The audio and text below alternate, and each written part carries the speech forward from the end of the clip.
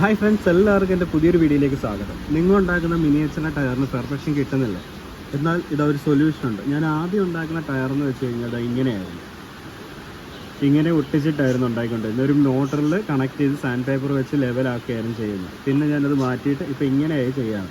ഇതെങ്ങനെയാണെന്ന് വെച്ച് കഴിഞ്ഞാൽ, നമുക്ക് ഇതുപോലൊരു ഷീറ്റ് എടുക്കുക, ഒരു പ്ലെയിൻ ഷീറ്റ് എടുത്തിട്ട്, ഇതേപോലൊരു പ്ലെയിൻ ഷീറ്റ് എടുത്തിട്ട് അതിൽ ഇതിൻ്റെ ഇന്നർ ഡയമെൻഷൻ എന്ന് പറയുന്നത് 2.5ഉം ഔട്ടർ വരുന്നത് 4.5ഉമാണ്.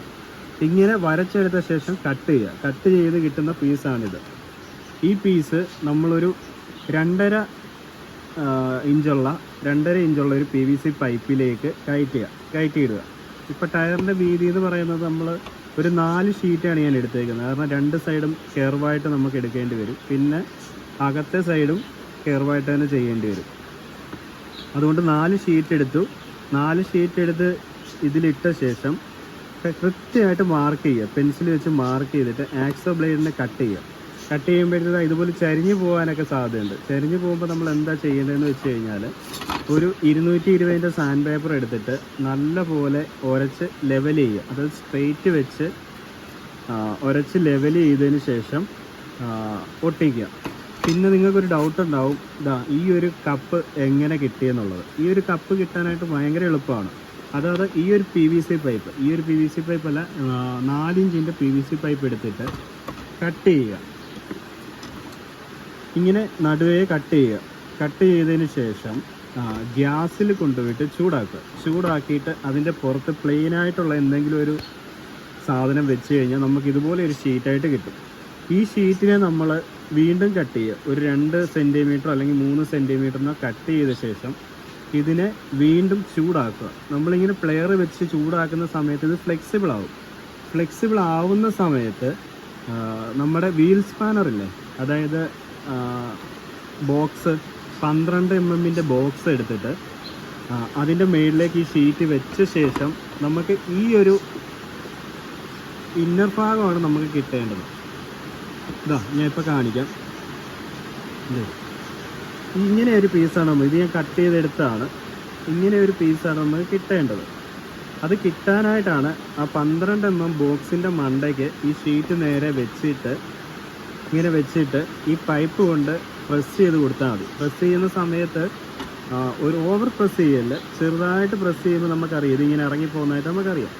ആ ഒരു ലെവൽ വരെ പ്രസ് ചെയ്ത ശേഷം നേരെ ഇതിനെ തണുത്ത വെള്ളത്തിലേക്ക്, അതായത് പച്ച വെള്ളത്തിലേക്ക് മുക്കുമ്പോൾ ഈ സാധനം ടൈറ്റ് ആകുമ്പോൾ ബോക്സ് ഊരിയെടുത്തതിന് ശേഷം ഇതും ഊരിയെടുക്കുക. അങ്ങനെയാണ് ഞാൻ ഇത് ചെയ്യുന്നത്. ചെയ്ത ശേഷമാണ് ഇതിലേക്ക് ഇങ്ങനെ കയറ്റി വെച്ച് ഗ്ലൂ ചെയ്യുന്നത്.